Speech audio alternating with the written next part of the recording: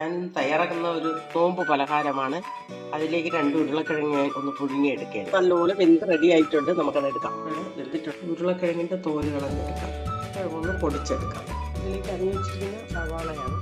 പച്ചമുളക് ഇട്ട് കൊടുക്കാം. ഇത് കറിവേപ്പില ഞാൻ ചെറുതായിട്ട് അരിഞ്ഞെടുത്താണ്. 1 ടേബിൾ സ്പൂൺ ഇഞ്ചി വെളുത്തുള്ളിയും കൂടെ ചതച്ചാണ്. ഇതിലേക്ക് ആവശ്യത്തിന് ഉപ്പിട്ട് കൊടുക്കാം. 1 കപ്പ് കോൺഫ്ലവർ ഇട്ട് കൊടുക്കും. കാരണം ഭയങ്കര കളറാണ്. 1/4 ടീസ്പൂൺ മുളക് പൊടി എടുത്തിട്ടുണ്ട്. നമുക്കിത് ഉരുട്ടിയെടുക്കാം. കടായി ചൂടായിട്ടുണ്ട്. നമുക്ക് ഇതിലേക്ക് വെളിച്ചെണ്ണ ഒഴിച്ചു. ഇവിടെ ചൂടായിട്ടുണ്ട്.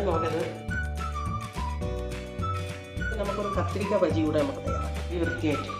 ഇതിൽ ഞാൻ 1 കപ്പ് കോൺഫ്ലവർ ഇടും. മഞ്ഞൾപ്പൊടി ഗരം മസാല ഇടും. അല്പം മുളക് പൊടി ഇട്ടെടുക്കാം. ഒരു പൊടിക്ക് കായപ്പൊടിയും ആവശ്യത്തിന് ഉപ്പും കൂടെ ഇട്ടു. അപ്പോൾ നമ്മുടെ കത്തിരിക്ക ബജി കൂടെ ഇതിലോട്ട് തയ്യാറാക്കാം. അപ്പോൾ നമ്മുടെ ഇന്നത്തെ നോമ്പ് പലഹാരം